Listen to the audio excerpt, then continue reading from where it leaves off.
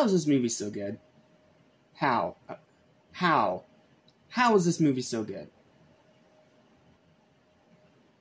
It baffles my mind how this movie is this good. Great even. Excellent even. Like, wow. This is the definition of a phenomenal sequel in every single way. So, we have a lot to talk about, so let's dive right in. What's up, what's happening, what's going on? Welcome back to Animation Fan, the animation including TVs and movies as well. I'm your host, Jackson Small. Welcome to my review of the masterpiece that is Despicable Me 2. I love this movie. I love this movie so much, and I'm super excited to talk about it with you. So let's not waste any time and get straight into the written review. This might sound a bit weird considering how much I loved the first one, but for whatever reason, I just never saw the sequel when it initially came out. It's not because I wasn't interested, but simply because life had other plans back then, and I just couldn't find the time to get to the theater. Sometimes that happens. Like, you want to go see a movie that's in theater, you're super excited, but then other stuff gets in the way and you just can't quite find the time to do it. It happens. Then about 5 years later, after hearing about how it's the best of the franchise, I finally pushed everything aside and got to see it for the first time, and I absolutely loved it. But considering how much changes over time, and the multitude of problems I found in the original on this most recent rewatch, I was more than a little bit scared that I would find more flaws in this one too. However, once again I found myself completely surprised, because not only is this one just as awesome as I remembered it, but might have possibly actually gotten better with time. This is, to put it as simply as possible, a phenomenal sequel. While Gru, the supervillain turned superdad, voiced once again by Steve Carell, is starting to adjust to a more quiet family life and making an honest living in the jam jelly business, a secret agency known as the Anti-Villain League, led by Silas Ramsbottom, voiced by Steve Coogan, recruits him in the investigation of a stolen Arctic research laboratory that was working on a mysterious and deadly substance called PX-41. Paired together with the eccentric and spunky AVL agent Lucy Wilde, voiced by Kristen Wiig, in probably the best role of her entire career, Gru concluded that his prime suspect in this crime is the presumed dead supervillain El Macho, voiced by Benjamin Bratt, who also happens to have a teenage son, voiced by, apologies if I mispronounce your name, Moises Arias. Sorry, I'm terrible at pronunciation. That's making the moves on Margot, who's once again voiced by Miranda Cosgrove. Sorry, I'll never get over that. Blinded by his overprotectiveness of his children and his growing affection for Lucy, along with his minions quietly disappearing for use in a sinister plot, it's once again up to Gru to save the world and possibly learn how to fall in love again. Let's start with the three biggest positives of the movie.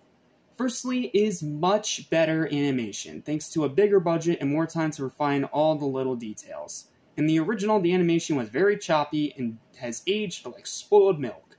But in this sequel, it's practically perfect. It's bright, vibrant colors, it's smooth, expressive character movement, it's extra textures and intricacies that make it feel cinematic, and it's some fantastic moments during the action scenes that are jaw-dropping from a visual standpoint.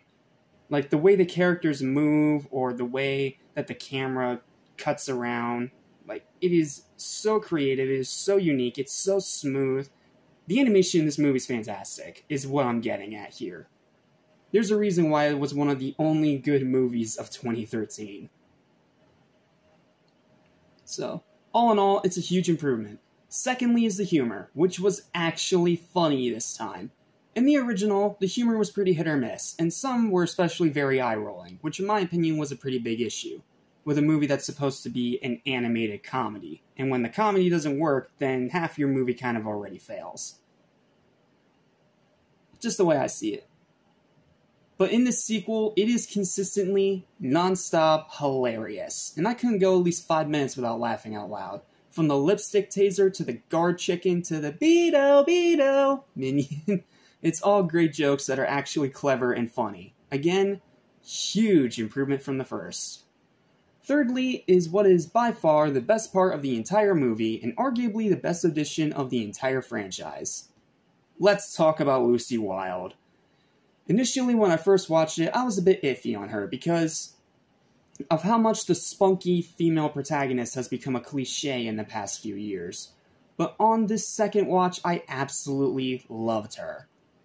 She was consistently funny, she had a lively personality, she was not a damsel in distress, thank goodness. She was very smart and resourceful, she has a very cool and unique design, one of the best introduction scenes of the series, and a very sweet, adorable romance with Gru. And the voice acting from Kristen Wiig is absolutely phenomenal. She really brings her to life in a way that no one else could have. She was such a great addition to the series and arguably one of the best female characters we've ever gotten in animated movies. In conclusion, she's the best part of the movie and absolutely steals every single scene that she's in. And that's just the biggest pros. There is so much to praise about this movie. Fantastic story, great concepts well executed, more creative designs, great writing, even more amazing world building, an evolution of the original's unique art style taken to the next level thanks to the higher budgeted animation. Awesome action, stellar performances from the entire voice cast. The minions are actually funny instead of annoying. The character development's amazing. The love story's adorable. The runtime is perfect. The pacing is excellent. Rewatchability is in the freaking stratosphere. And it does literally the best thing that a sequel can do. It makes the original better, while also improving on pretty much all of that movie's faults to fully realize the potential of the world that has been crafted here. Unfortunately though, there is one huge problem with this formula that's actually a very noticeable downgrade from the original. The villain. I hate to be blunt, but this movie's villain is bad.